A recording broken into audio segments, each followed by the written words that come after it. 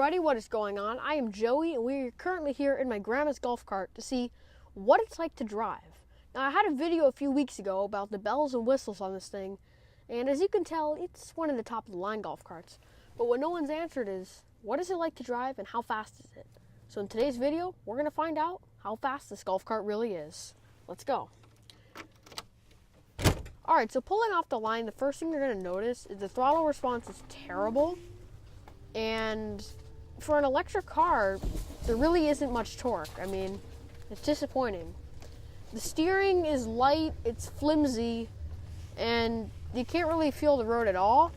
And you don't know how much steering effort you really need to use. It's useless, to be honest. The clearance is terrible as well, as you can hear, as we just keep hitting trees from this high roof line. And you'd think for something this small, it'd be better. Now, as far as power goes, for a golf cart, it's really quick. I mean, that's a good 20 miles an hour right there, where, you know, the average golf cart's doing 10 miles an hour, so that's pretty good.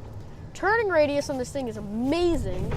I mean, this thing can do a 3-foot U-turn. That's right, a 3-foot U-turn. I mean, what golf cart's ever done that before? Pretty amazing. On the top end, it's very powerful. Handling-wise, it's interesting. It depends how you look at it. As far as a sports car goes, it's terrible. The steering is light, there's too much body roll, and you understeer. But for a golf cart, it's amazing, and you can pull a good G in a corner in this thing. Although, right there in those donuts we were doing in that circle, we got on 3 wheels, and that's my point. It doesn't have any roll bars or suspension, so it's terrible. The brakes are very, very good. No, just kidding, they suck, actually. You hit the brakes all the way. They lock up because there's no ABS.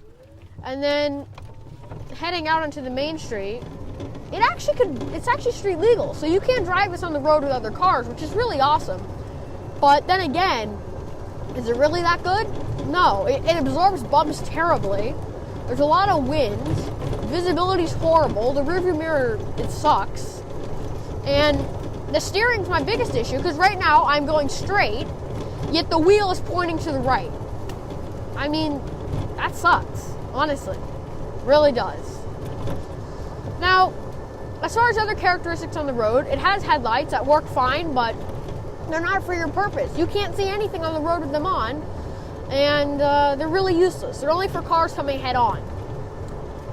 But my least favorite thing driving-wise in this car is the turn signals. They are the worst sounding turn signals. Now, most turn signals make a clicking noise, but these do something else. Just take a listen. Yeah, they beep. And then you don't even see them as well, so it's kind of pointless. I mean, it is pointless. Well, as far as driving, it fits in well for a country club. And I don't know. Let's test it out on a bump here. It's terrible. It's terrible. I mean, I have to go really slow on a bump that's not even that bad. And that just proves it's kind of lackluster. Now you don't see a cornering. You can't really do evasive maneuvers. And I don't know. It's soft like a luxury car, but it doesn't have that magic carpet appeal. And so, then again, that gets me to the point. Why would you buy one of these? And in my opinion, I don't know, because golfers don't even use golf carts. There is one reason, though, and that's for fun. So we're now going to take this car to the twisty golf cart racetrack known as the golf course and see what it's like to drive in a point of view style. Okay, so we've now arrived here at the racetrack. So we're going to start this thing up and let's go for a little drive. So we're going to put down the window in convertible mode because, well, as you can see, it's much more fun. So let's go see. What is this thing like to drive on the track? Now, the track here is a little wider, but the biggest difference you'll notice is the cement is much smoother. And so it's a great little driving road, so you can hit all your apexes. I mean, on the track, this thing's pretty fun.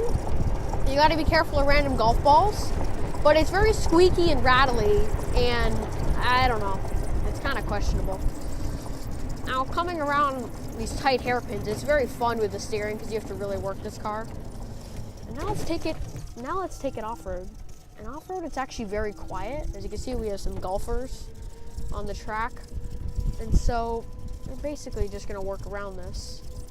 But it's a very calm and serene car to drive on the track. unexpected. So.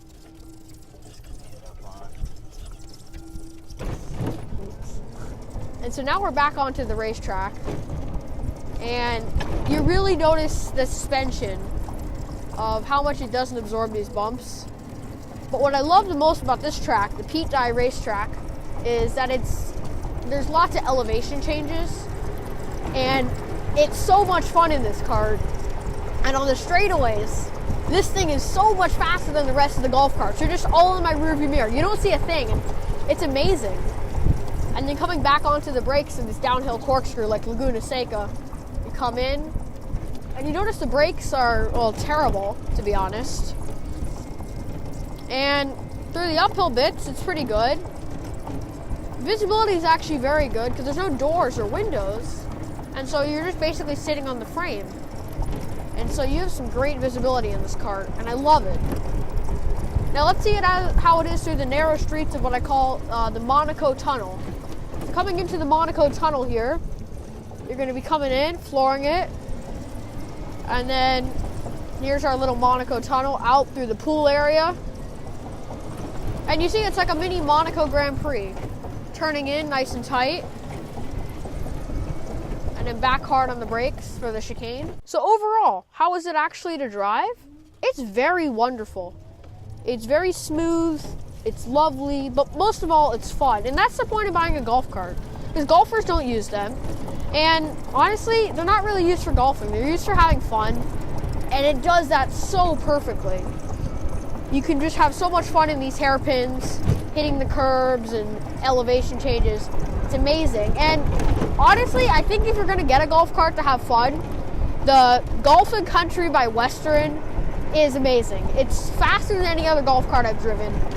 And as far as fun rates, I give it a 10. I mean, you can have as much fun in this as you can have in a 125cc go-kart. I'm serious, haven't driven one.